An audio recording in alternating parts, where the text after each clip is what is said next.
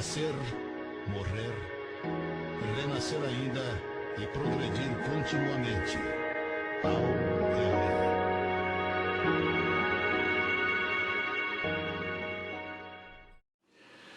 Bem, amigos do site A Voz do Espiritismo, nós vamos mostrar uma palestra com a doutora Marlene Nobre, realizada no Centro Espírita Luz e Fraternidade de Araçatuba, São Paulo, quando um dos dirigentes, Walter Pérez Cefali Júnior, fez a prece de abertura e também a prece de encerramento daquela noite maravilhosa com a doutora Marlene Nobre, ela que é médica ginecologista aposentada, viúva do político, advogado e professor universitário Freitas Nobre, especialista em prevenção do câncer uterino, estagiou nos serviços de profissão de medicina, né, no Hospital das Clínicas de São Paulo, o professor Raul Pauer, né, também o Hospital Broca, Laboratório de Anatomia Patológica, em vários países, né, em Paris inclusive, né, foi diretora do posto de assistência médica Várzea do Carmo do INASPES de São Paulo, atualmente preside a Associação Médico Espírita do Brasil, né, a AME do Brasil, e também a AME Internacional. É diretora responsável pelo jornal Folha Espírita e diretora da creche Lar do Alvorecer em Diadema, São Paulo. Escreveu os livros A Obsessão e Suas Máscaras, Nossa Vida no Além, O Clamor da Vida, A Alma da Matéria, A Vida contra o Aborto, O Dom da Medicina, O Passe como Cura Magnética, A Luz do Eterno Recomeço, Uma Viagem por Nosso Lar, Não Será em 2012, Chico Xavier Revela a Data Limite do Velho Mundo, né? Organizou lições de sabedoria e entrevistas do médium Chico Xavier, com quem trabalhou mais desde 1959, né, a 1962, participa do programa semanal Diálogos Médicos, da Rádio Boa Nova, de São Paulo, né, de Guarulhos, e do portal de luz da TV aberta NET TVA. É conferencista e organizadora de vários congressos nacionais e internacionais. Entre outros trabalhos, outros tipos de atividades, ela como presidente, né, da AME, né, Associação Médico Espírita do Brasil e também internacional. Ela abordou um assunto muito interessante falando sobre Chico Xavier, né, seus 44 anos de convivência com Chico Xavier, o fantástico médium, né, que não se julgava assim, mas que foi o maior, né, de todos os tempos aqui no Brasil e perante o mundo, né, que nós temos registros, né. Então ela falou bastante sobre a vida e obra de Chico Xavier. Vamos prestar atenção também nas colocações em relação ao espírito André Luiz, né, que publicou obras fantásticas e que depois veio a ser reconhecido cientificamente por revistas famosas aí do mundo inteiro, né, sobre ciência, né, sobre medicina inclusive. Vamos prestar atenção então nas explanações da doutora Marlene Nobre. Nós vamos iniciar a reunião, vamos fazer uma prece, preparando o ambiente, vamos fechar os nossos olhos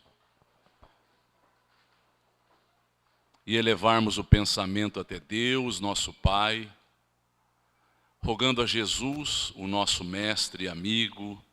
Senhor Jesus, rogamos a Tua proteção dos emissários bondosos que dirigem o movimento espírita, que se responsabilizam pelo bem, que cada um de nós possa assimilar todo o amparo, toda a proteção da pleiade de espíritos ligados a Dona Marlene Nobre, ligados a esse centro, amigos espirituais a quem somos gratos, reconhecidos, e rogamos, Senhor Jesus, que esta paz possa envolver a cada um de nós, ao ambiente e a Dona Marlene. E assim, gratos, damos por iniciada a nossa reunião. Que assim seja. Então, para iniciar, nós vamos lembrar que a Dona Marlene tem 11 livros publicados. A Dona Marlene Nobre é presidente da AME, é uma médica aposentada, mas que tem uma tarefa de divulgação da doutrina espírita, é ligada ao Centro Carba Schutel, e está mais uma vez conosco. Então, a nossa gratidão e que ela possa ser feliz e todos nós possamos assimilar o que ela tem a nos trazer.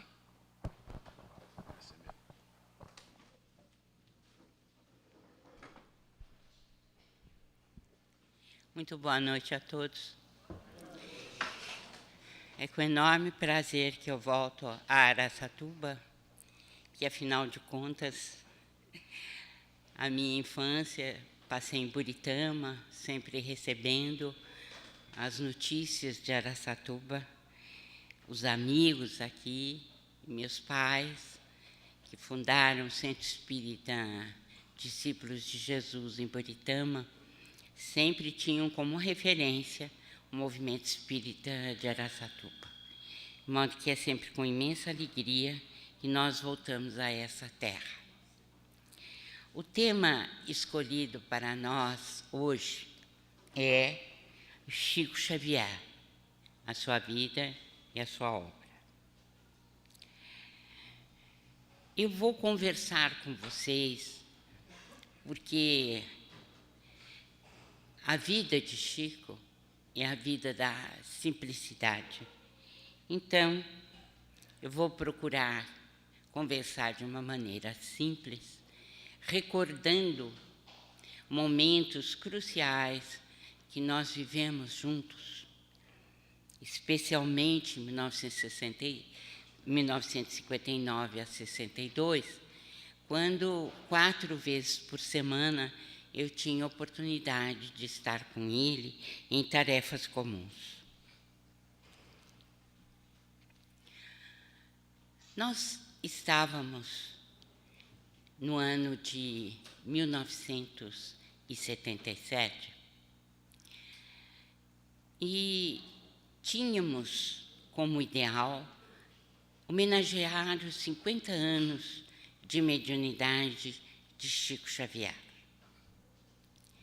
Ele nos deu, particularmente, uma entrevista muito importante que eu e meu marido, Freitas Nobre, publicamos na Folha Espírita em revista, porque vocês devem ter recebido um exemplar do nosso jornal, que agora é tabloide, mas à época não o era, e que nós transformamos num número especial de revista para homenagear essa data tão importante, os 50 anos de mediunidade de Chico Xavier.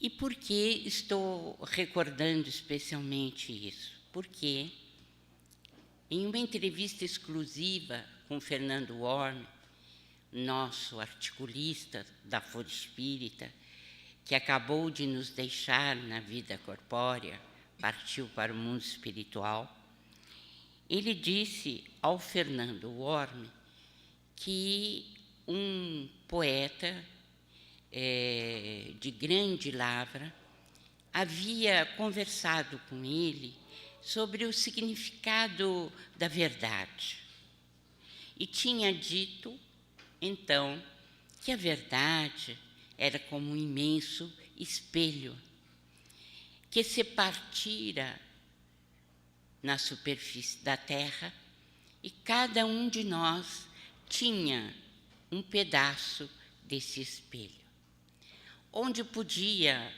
analisar as questões, os lances da existência e, ao mesmo tempo, refletir sobre suas próprias responsabilidades. Eu tomei essa imagem, que julgo muito interessante, muito bonita, para o meu próximo livro, que sairá em breve, Chico Xavier, Meus Pedaços do Espelho. É a minha maneira de ver os lances da existência deste grande médium, amigo e, principalmente, um condutor de nossas almas por excelência. Eu me recordo que, fazendo as entrevistas em 1977 para Pequena História de uma Grande Vida, que saiu publicada na revista, eu me lembro de um senhor que disse para Chico Xavier: Chico, você é um homem privilegiado. E eles estavam à porta da Livraria Boa Nova, no centro de São Paulo. E o Francisco Galves estava acompanhando o Chico Xavier e nos deu, então, o testemunho deste caso para a revista. E Chico, olhando de uma maneira singular para o interlocutor, disse: meu amigo, se eu tenho privilégios, eu não os conheço. Porque aos 5 anos fiquei órfão de mãe. Fui agasalhado por uma madrinha que me dava 3 surras por dia e me enfiava garfos na barriga. Fiquei 2 anos com esta senhora e cheguei aos frangalhos, quando meu pai se casou pela 2ª vez e minha segunda mãe, a Cidália, exigiu que todos os filhos de Maria João de Deus fossem morar com eles. Foi então que eu conheci uma vida normal, mas ainda assim repleta de dificuldades. Era uma vida muito difícil do ponto de vista de termos até mesmo o pão de cada dia. Depois, com o crescimento, aos 8 anos, eu me empreguei numa fábrica de tecidos e 2 anos depois eu precisei largar porque os meus pulmões foram prejudicados pelos fios da tecelagem. Eu mesma entrevistei, Alfredo Santana, que foi o chefe de Chico Xavier nesta fábrica de tecidos. E pude, então, ouvir do próprio Alfredo Santana as dificuldades que o menino Chico passara, porque ele, bem cedinho, às 8 horas da manhã, estava no grupo escolar São José. Depois, mal tinha tempo para engolir o seu almoço e estar às 2 da tarde na fábrica de tecidos, deixando o trabalho a 1 hora da manhã. Esse testemunho do Alfredo Santana coincide com o outro testemunho que eu tive de Francisco Reis, que era companheiro de Chico na mesma fábrica de tecelagem. De modo que os seus pulmões foram prejudicados pela pneumoconiose, que é uma doença do trabalho e que, no caso de Chico, prejudicara bastante a sua função pulmonar. Depois deste emprego, meu amigo, ainda respondendo ao interlocutor da Livraria Boa Nova em São Paulo, depois disso, eu me empreguei no bar do Dove e até altas horas eu tinha que levar os nossos irmãos que beberam bastante, estavam caídos, encharcados de álcool, e durante algum tempo eu me dediquei a isso até que fui parar num pequeno armazém de secos e molhados, onde eu fiquei durante anos até 1935, quando finalmente consegui um emprego fixo no Ministério da Agricultura. E somente em 1961 é que eu pude me aposentar. Sempre vivi do meu trabalho E comigo foram morar 14 sobrinhos e irmãs do segundo casamento do meu pai. Aliás, eu entrevistei a Florisbela, que foi companheira de infância de Chico, porque preciso introduzir o João Cândido, né, que é o pai de Chico Xavier. E ele gostava muito de serenatas. E ele aproveitava a voz maviosa, assim, bem cândida mesmo, de Chico Xavier, cantava nas serenatas, juntamente com a Florisbela. Mas eu me lembro de ter tocado profundamente no coração de Chico, quando ele leu a reportagem da Folha Espírita em Revista, porque a Florisbela me disse algo que Chico nos dissera, mas que ele se sentia mais fortalecido quando havia o testemunho de companheiros que acompanharam mesmo a vida dele naquela época. Quando Cidália deixou a vida corpórea, em 19 de abril de 1931, ele dissera aos seus familiares, né, que ficaria com os filhos dela, assim como ela ficara com os filhos de Maria João de Deus, e que os criaria em nome dela própria. Este fato é muito tocante, porque o próprio pai, João Cândido, tinha dito: por mim pode dar os meninos, mas o Chico é quem sabe. E ele continua a falar para o interlocutor da livraria Boa Nova, né? Nós conhecemos momentos muito difíceis com a desencarnação do meu irmão, José Xavier, que fazia comigo as tarefas no Centro Espírita Luiz Gonzaga. Eu assisti de perto a muitas dificuldades na nossa família e fui operado diversas vezes para correção dos garfos que foram fincados na minha barriga.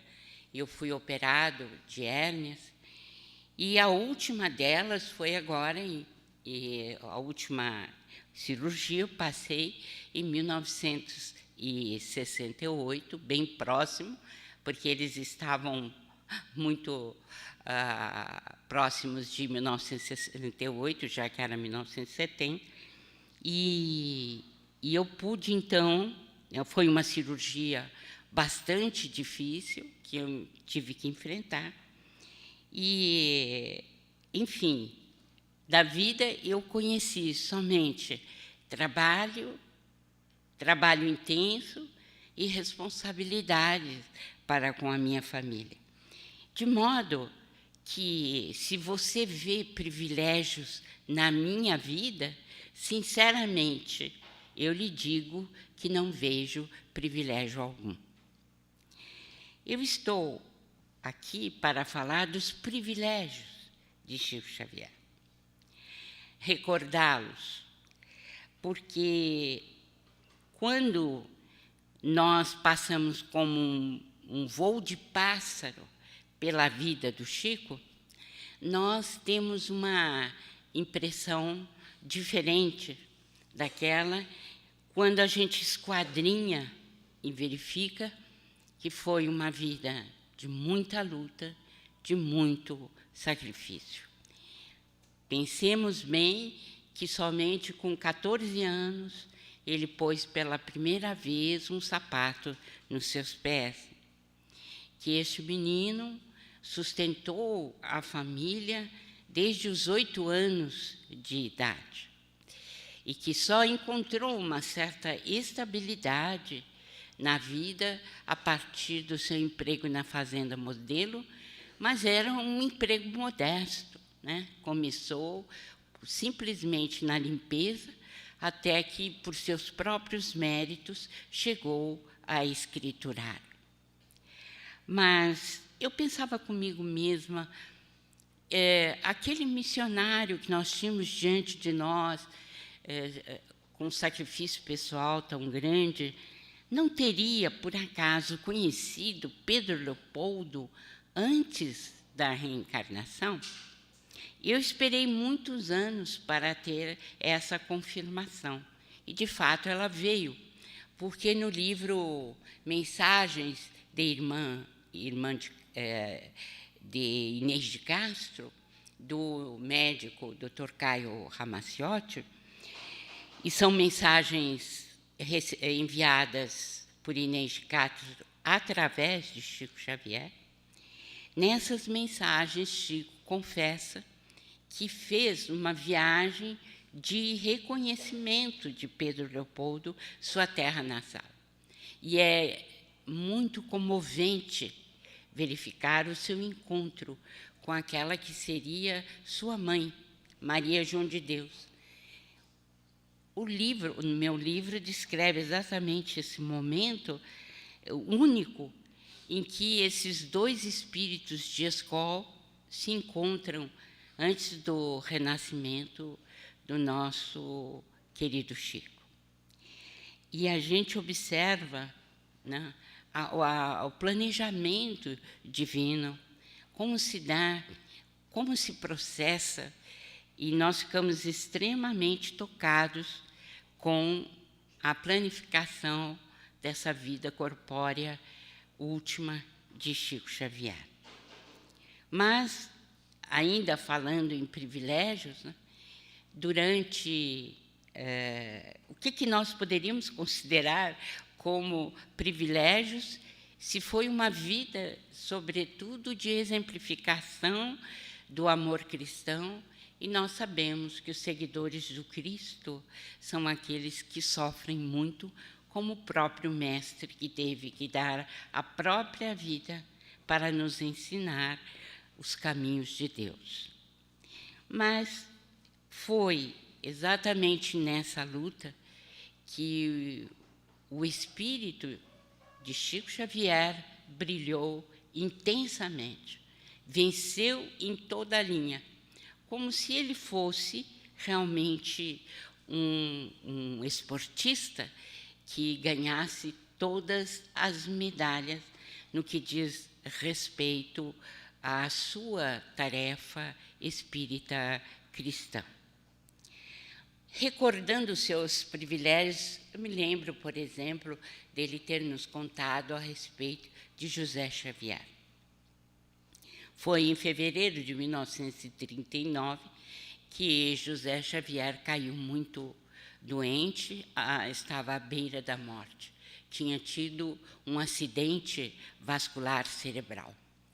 E todos estavam em volta do leito do José, porque haveria a possibilidade de ele se manter, né, vivo no mundo terrestre, mas atravessando momentos muito difíceis, porque seria totalmente incapacitado de deambular, de andar, e mesmo de ter qualquer controle da sua vida mental.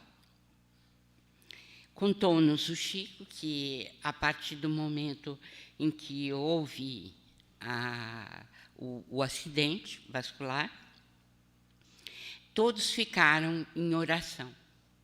E ele nos disse que, durante 6 horas consecutivas, o espírito Emmanuel, Sheila, Meimei, Dr. Bezerra, André Luiz, ficaram ali, junto com eles, na oração, esperando uma resposta. Que resposta seria essa? É que o irmão dele, José Xavier, tinha sido, desde 1927, quando se fundou o Centro Espírita Luiz Gonzaga, tinha sido o companheiro fiel de Chico Xavier durante 11 anos seguidos, até que veio, né, o fenômeno do acidente vascular cerebral, do AVC. E todos estavam orando, e Emmanuel disse ao Chico que ainda não tinham resposta do pedido que estavam fazendo. Por quê? Qual a questão da resposta? É que, por lei kármica, o José Xavier deveria ficar 11 anos preso ao leito, sem possibilidade de andar e sem gerir as próprias ideias. E que todos ali estavam em conjunto, orando com eles, com os parentes encarnados, a fim de saber qual seria a resposta de Nosso Senhor Jesus Cristo para o fato de que a desencarnação se procedesse, para que ele pudesse se desembaraçar do corpo físico. E, de fato, 6 horas depois, veio, depois de muito estudo no mundo espiritual, veio a resposta dizendo que fora permitida a desencarnação de José Xavier. E ele, de fato, veio a falecer. Mas há um desdobramento muito interessante que Chico nos contou em Uberaba. É que os 11 anos que ele havia dedicado ao Centro Espírita Luiz Gonzaga pesaram enormemente. Aliás, fora o peso básico para a decisão dos espíritos de que ele poderia desencarnar, porque havia, então, uma correspondência entre o que ele devia e o que ele havia feito. Eu creio que esse fato é extremamente encorajador para todos aqueles que realizam suas tarefas, por mais simples que sejam, dentro das casas espíritas ou de qualquer templo religioso. Há sempre uma consideração enorme do mundo espiritual a esse respeito. Mas também há um outro fato que eu considero muito importante do José Xavier e do seu irmão Chico Xavier. O fato é o seguinte: eles colocaram o nome Centro Espírita Luiz Gonzaga porque 21 de junho era o dia consagrado a este santo. E eles se confundiram porque pensaram que se tratava de São Luís, o protetor de Allan Kardec, e que fora rei e que participara das cruzadas. Mas Luiz Gonzaga era o santo da juventude italiana, era outro santo. E o fato é que um dia a espiritualidade estava festejando o dia de São Luís Gonzaga. E José Xavier, trabalhando bastante no mundo espiritual, ele tinha momentos difíceis porque ele caía, ele desmaiava. E já tinha sido dito a ele que era em virtude da desencarnação apressada que ele tivera com o acidente vascular cerebral. E aquilo incomodava bastante, porque ele trabalhava tanto, que ele chegou a dizer para o Chico que ele queria reencarnar para ter um colo de mãe, porque o trabalho estava muito grande, muito extenso. E aí, quando ele soube que o Luiz Gonzaga iria passar por ali, por onde eles estavam, ele viu chegar aquele jovem belíssimo numa biga romana puxada por cavalos brancos, um espírito de grande estatura moral, muito iluminado. E aí ele disse, fez uma prece sentida e disse que ele tivesse piedade dele, porque estava caindo muito e que ele precisaria de uma ajuda. E, de fato, Luiz Gonzaga fez como se fosse uma camélia branca, um tipo de flor, e atirou para ele. Ele pegou a camélia e aspirou. E quando ele aspirou, os fluidos entraram, foram diretamente para a zona perispirítica que estava avariada.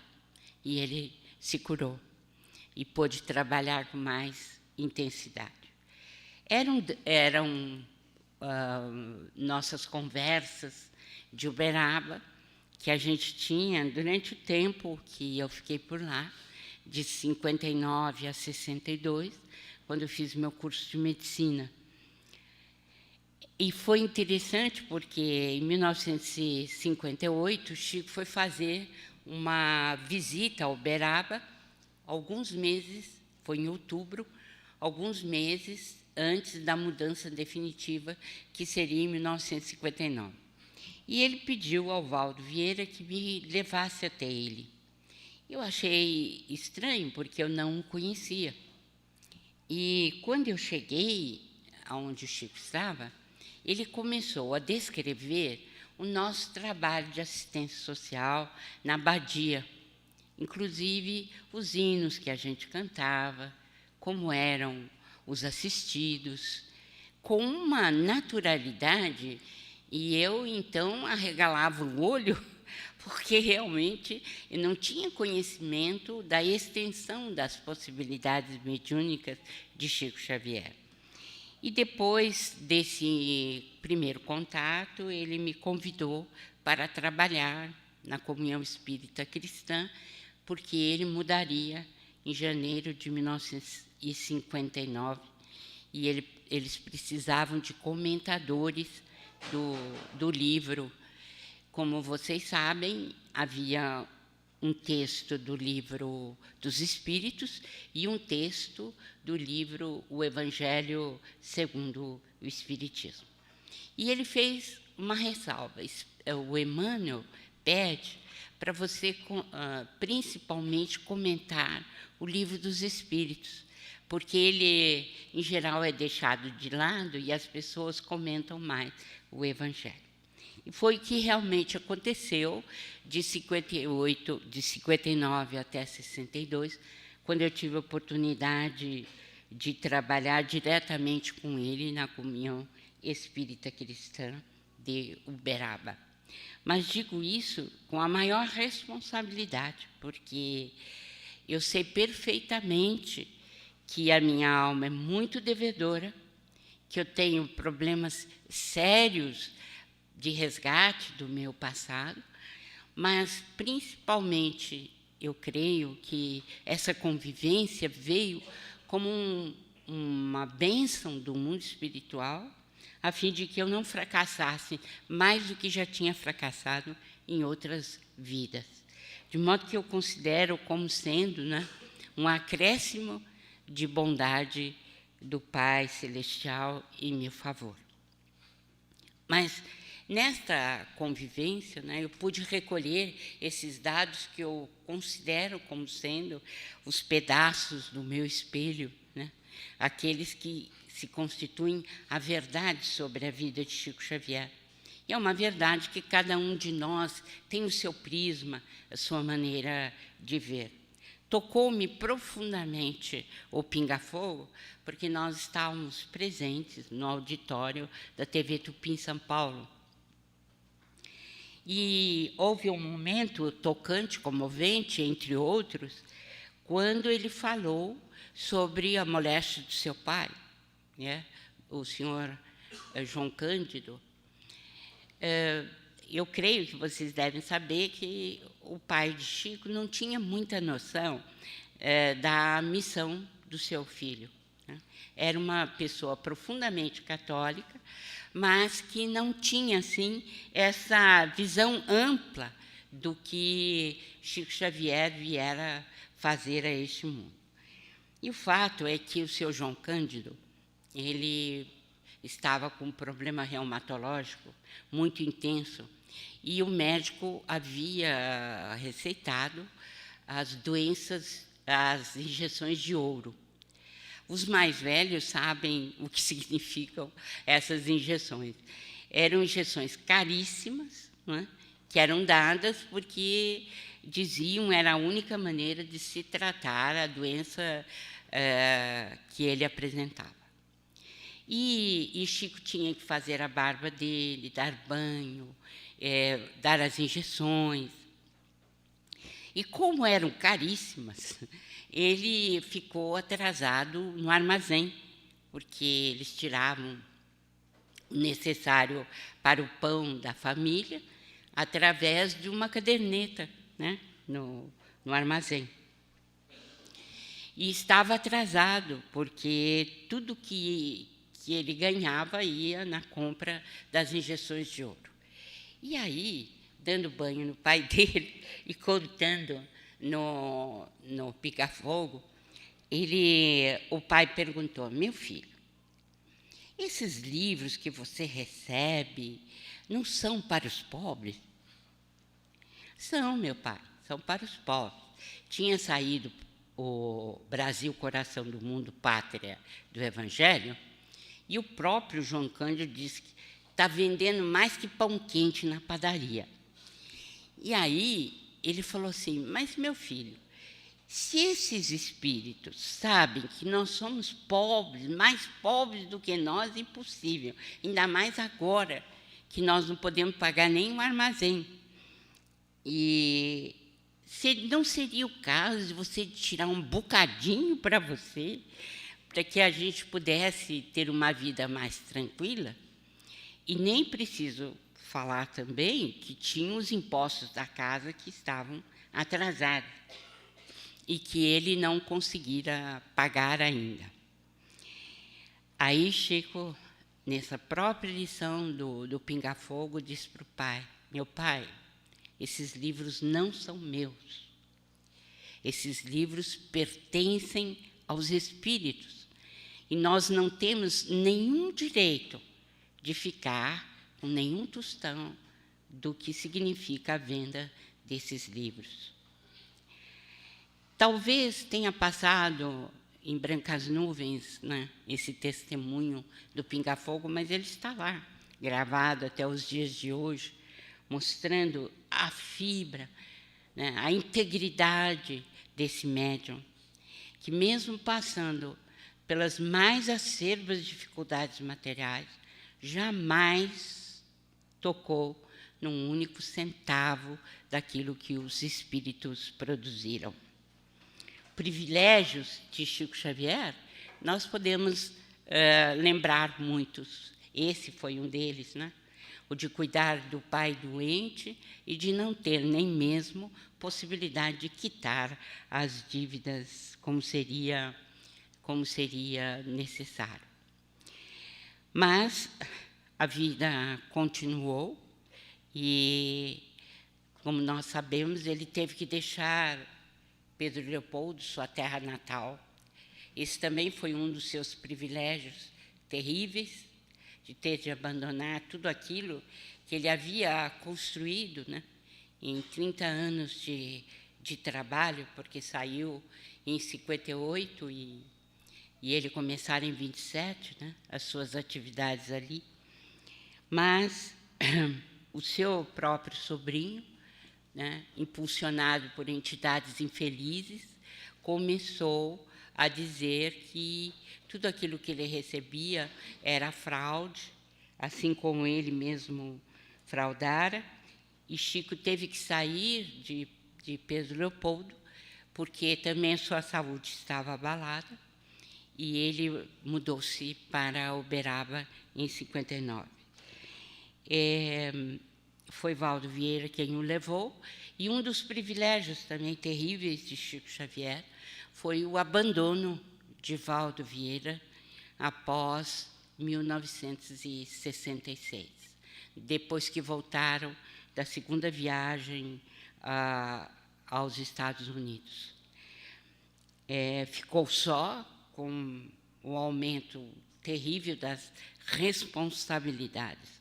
Mas uma coisa incrível, nós, tendo como base todos esses acontecimentos da vida dele, nós focalizarmos principalmente essa fase intermediária de 66 a 1970, quando o Chico passaria para um outro patamar da vida nacional. Qual seria esse? O de figura de mídia, bastante admirado pelo Brasil. Mas isso tem um significado, tem um background, tem um fundamento muito importante. O fato é que, segundo Elias Barbosa e os cálculos que ele fez, e que saíram no jornal Folha de São Paulo, até 1967, Chico Xavier havia beijado as mãos de 1 milhão de pessoas. Então, ele não se apresentaria no Pinga Fogo, por tudo quanto eu conheço dele, sem que ele tivesse esse lastro, sem que ele tivesse dado esse exemplo. E tudo aconteceu exatamente porque ele deixou um exemplo extraordinário ao longo do tempo, com um testemunho de amor à humanidade, como raramente se vê. Porque você beijar as mãos de 1 milhão de pessoas não é algo fácil. Significa muito sacrifício. E você percebe mais, é que esta fase de 66, ele atravessou dificuldades inúmeras, inclusive o abandono do próprio Valdo. Com o testemunho dele, a cirurgia que ele teve que passar da próstata em 68, e toda essa preparação que a espiritualidade fez para que ele se projetasse como figura de mídia, como um dos brasileiros que maior alegria deu ao seu povo, como foi eleito pelo próprio povo, por votação, e saiu na revista Veja, em 96. Ele estava entre as 20 personalidades que mais alegria deram aos seus patrícios. À custa de quê? Como ele dizia muitas vezes, eu não tenho emprego para dar. Eu não tenho dinheiro a dar a ninguém. Eu não sei por que me procuram. Mas a gente acabou sabendo ao longo do tempo, porque ele próprio disse que a humanidade tinha saudades de Jesus.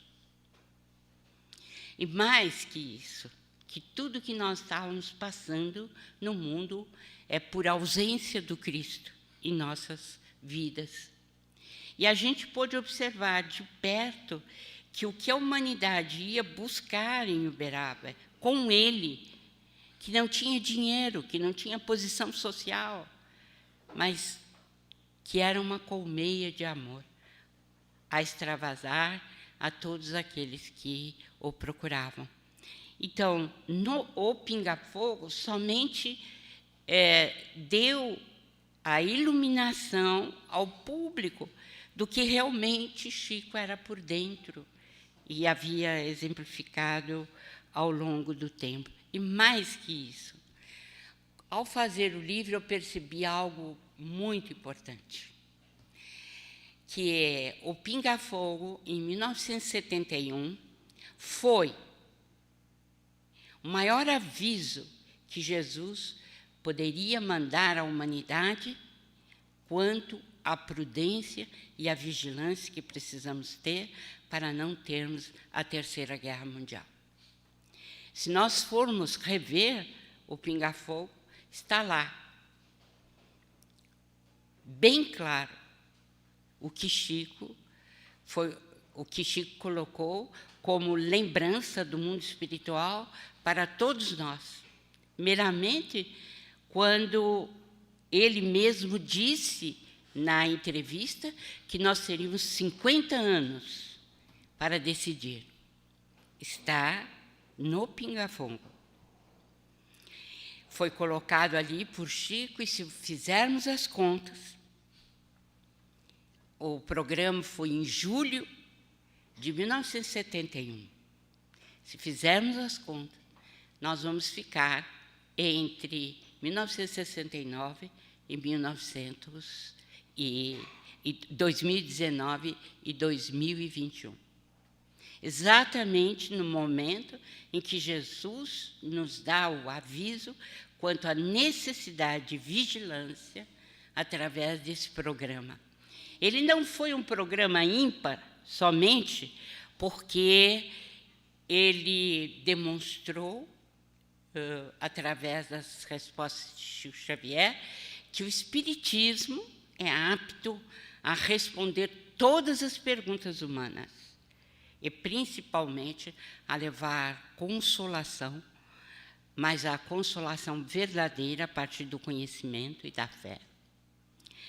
E, nesse mesmo programa, nós vamos ver a comunicação de Ciro Costa.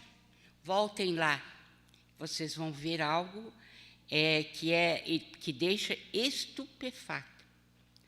O fato dele dizer: estala a transição.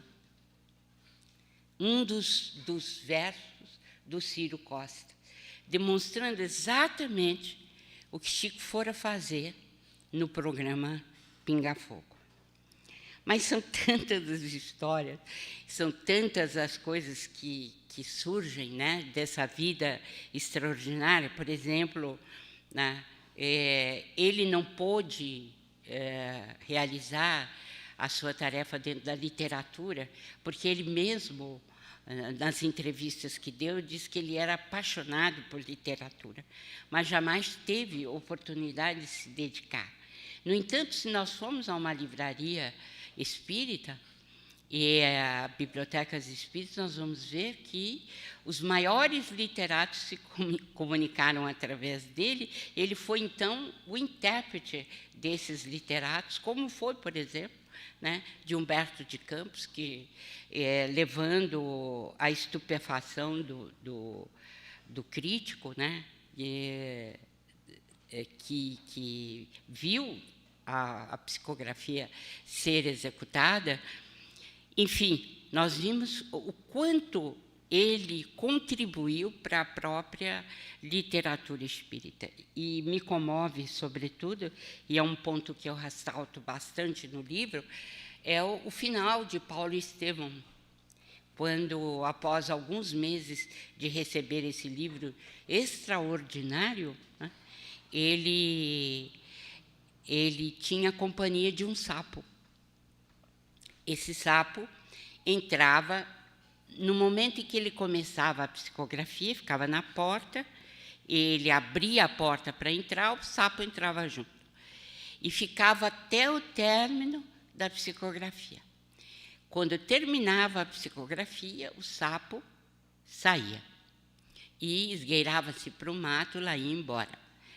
E o interessante é que, no último capítulo, né, do livro, Chico teve uma visão do infinito. Então, todos os grandes vultos do cristianismo, né, apareceram naquele momento, no final de Paulo Estevão.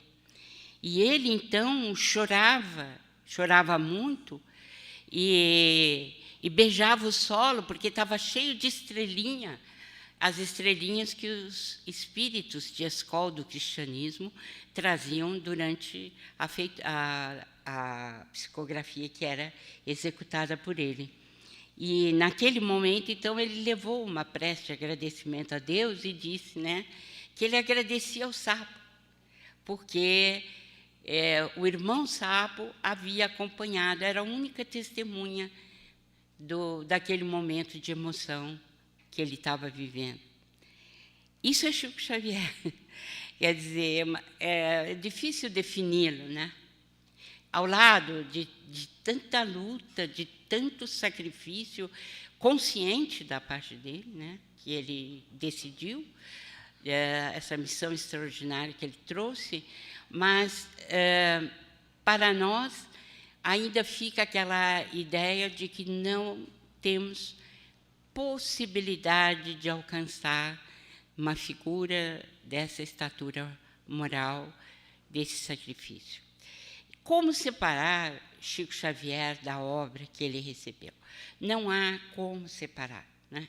Ele recebeu uma obra extraordinária porque ele é esse ser que ama incondicionalmente aos seus irmãos. Numa das últimas entrevistas que ele deu para o Fantástico da Rede Globo, ele disse: amar sempre, sem esperar nada em troca. Amar por amar. E, aliás, era sempre assim que ele se despedia, né, nas entrevistas que ele dava.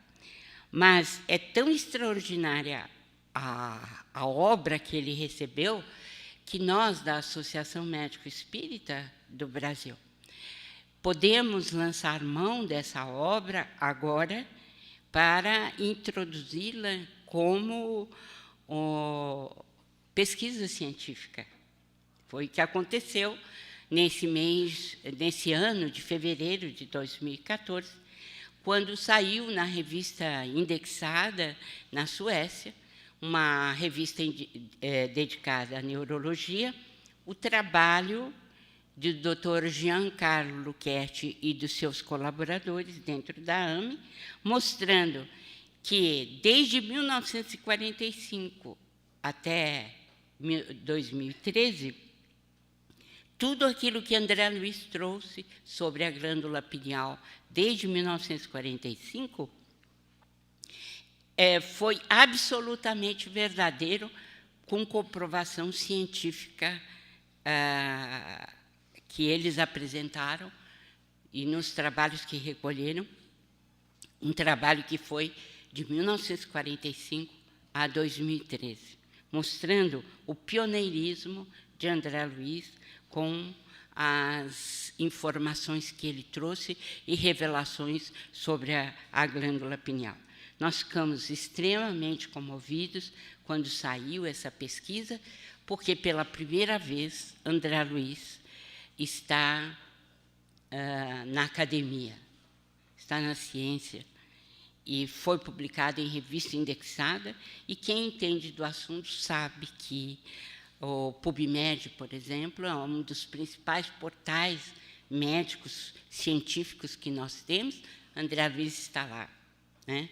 Mostrando, então, a grandiosidade dessa mediunidade, da revelação que ele trouxe, e teremos mais pela frente ainda, porque outros trabalhos estão sendo feitos. Estou dizendo da minha parte, da Associação Médico Espírita do Brasil e internacional, mas certamente os irmãos da parte literária poderão apresentar coisas belíssimas também, que representam, sem dúvida, a grandiosidade da sua mediunidade. Mas, se estudarmos o livro dos médiuns, vamos compreender que o médium só pode receber aquilo que ele traz no bojo, né, na sua intimidade, como espírito imortal. Então, nós só poderemos entender a obra de Chico Xavier através daquilo que ele demonstrou e foi. Os privilégios dele, que afinal foram testemunhos ao longo de sua vida, estão aí como exemplos para todos nós de que o cristão tem que dar testemunho da sua fé. Qual o maior tributo que nós podemos oferecer a Chico Xavier? Estudando a sua obra, esquadrinhando a sua obra, mas, principalmente, buscarmos, com esse estudo, a fé raciocinada, compreendemos por que estamos aqui, da onde nós viemos, para onde nós vamos, né? com verdadeiro conhecimento da verdade eterna. Mas não apenas esse tributo do conhecimento, mas Chico foi, sobretudo, amor, em suas atitudes, em seus gestos. Então, o maior tributo que nós poderemos oferecer a Ele é amealhando essa virtude sublime em nosso coração, colocando-a em prática para agasalhar a humanidade, nossos irmãos em humanidade, para sermos verdadeiramente espíritas cristãos. Assim sendo, o que nós depreendemos da vida e da obra dele diz muito respeito ao que nós temos como trabalhadores da casa espírita. O trabalhador da casa espírita não escolhe serviço. O seu corpo está presente nas reuniões, mas, sobretudo, a sua alma se abre para compreender quais são os deveres que o trabalhador tem para com a casa que ele frequenta. Foi isso que aprendemos ao longo do tempo com o Chico Xavier, quando ele nos disse da grandiosidade do trabalho do centro espírita, que o centro espírita não deveria fechar, que nós deveríamos ser verdadeiramente irmãos uns dos outros, que nós precisaríamos nos entender como seres humanos, que os maiores deveriam auxiliar os menores, e assim por diante.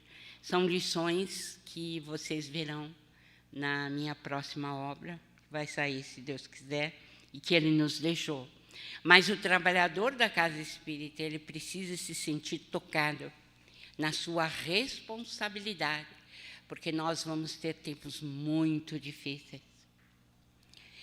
E se julgamos que, como espíritas, nós estamos ilesos, é um engano cruel. E nós vamos despertar disso como se fosse um pesadelo. O que nós precisamos realmente é de trabalhar. Há trabalho nas sessões mediúnicas, como médiuns, como esclarecedores. Há trabalho na palavra para difundir as lições espíritas, cristãs. Há trabalho nas assistências espirituais e materiais que a casa espírita oferece. Não perguntemos o que nós devemos fazer. Não perguntemos demasiadamente, né? Ofereçamos-nos como simples trabalhadores da casa espírita, aquele que se coloca como serviçal do Cristo, que não carrega orgulho, nem vaidade, nem presunção, mas simplesmente carrega na alma o dever de amar e de compreender aos seres que estão à sua volta, primeiramente os familiares, mas, sem dúvida, todos aqueles que se constituem na grande família humana. E se algo deve ficar para nós, é lembrar o que ele falou para o Gugu no SBT, ou o que ele falou para inúmeros jornalistas. Quem sou eu? Sou uma formiguinha que caminha por esse mundo querendo trabalhar? Ou então que disse, eu sou uma erva, sou um capim. Capim é assim, morre um, nasce o outro. Ou que ele tenha dito que sou um burrinho que carrega documentos importantes. O burrinho não tem importância, mas os documentos, sim. E assim por diante. Ou então, quando ele, respondendo a um jornalista de um jornal de grande circulação em Belo Horizonte, ele disse que o momento mais feliz da vida dele foi quando ele estava esperando o ônibus parou, e ele ia subir, quando lá de longe um menino gritou, tio Chico. E aí ele disse, e vinha numa desabalada carreira, e aí ele falou para o motorista do ônibus, o senhor pode seguir, eu vou esperar esse menino, porque ele está com muita pressa, deve ter alguma coisa importante para me dizer. E o ônibus seguiu. Certamente ele perdeu o seu horário no centro de Uberaba. Mas naquele momento chegou um menino afobado e se jogou no pescoço de Chico e disse: tio Chico, eu só queria lhe dar um beijo. Então, eu fico pensando nessa alma que não teve praticamente nada da vida, nada, deu tudo. E que, principalmente, para ele, o beijo de uma criança foi um acontecimento dos mais notáveis da sua vida. Que a gente, no movimento espírita, não se esqueça de que a obra está profundamente relacionada com a vida e que a vida está profundamente relacionada com a obra. E que, se nós quisermos fazer este mundo melhor, sem dúvida, os seus exemplos têm de calar fundo nas nossas almas. Mais que isso, tem que ser uma atitude constante em nossas vidas. A Chico Xavier, o nosso eterno agradecimento. Muito obrigada.